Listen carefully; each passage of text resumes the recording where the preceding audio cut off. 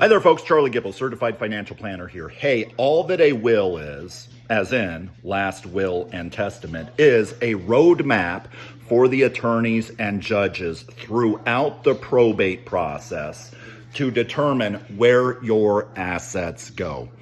But make no mistake, wills do not avoid probate, do not avoid that painful process for your heirs. They do not avoid the probate process. Now, heaven forbid you don't have a will and you pass away, which is defined as dying intestate.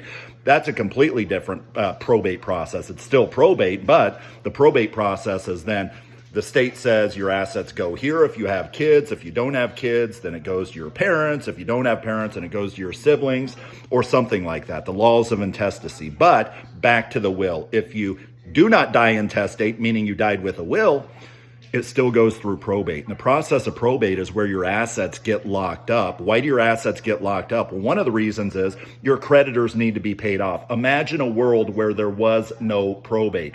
Imagine a world where there were no judges and attorneys overseeing this process of making sure that the banks are paid off, right?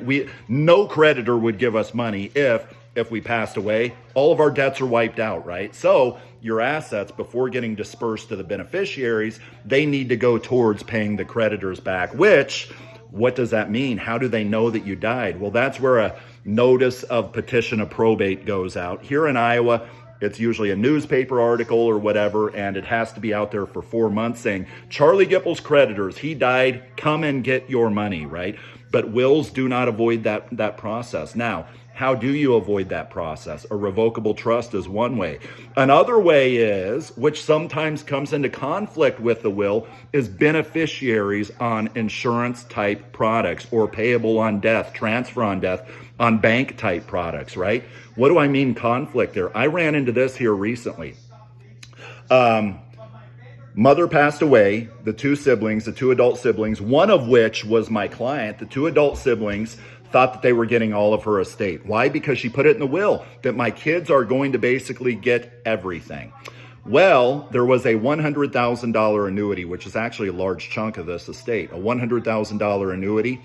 And there was a beneficiary designation, which supersedes wills. Why? Because beneficiary designations, they bypass the probate process. If I'm a beneficiary on a life insurance policy, there is no probate. It goes immediately to me if I'm the beneficiary and somebody passes away.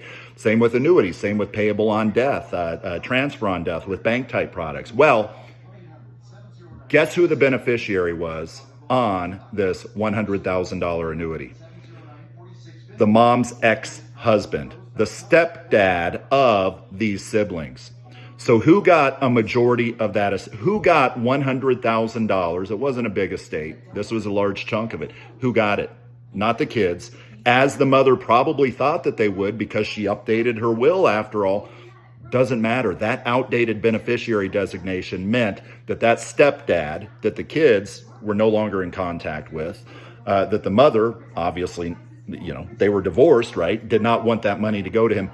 That is who got it. So just pay attention. There are ways to avoid probate with certain assets. But for God's sake, if you have a beneficiary designation, make sure it's updated because that supersedes the wills. It bypasses the probate process, which is a very good thing, unless in this situation, it does not go through probate, which is a bad thing because the beneficiary was the ex-husband.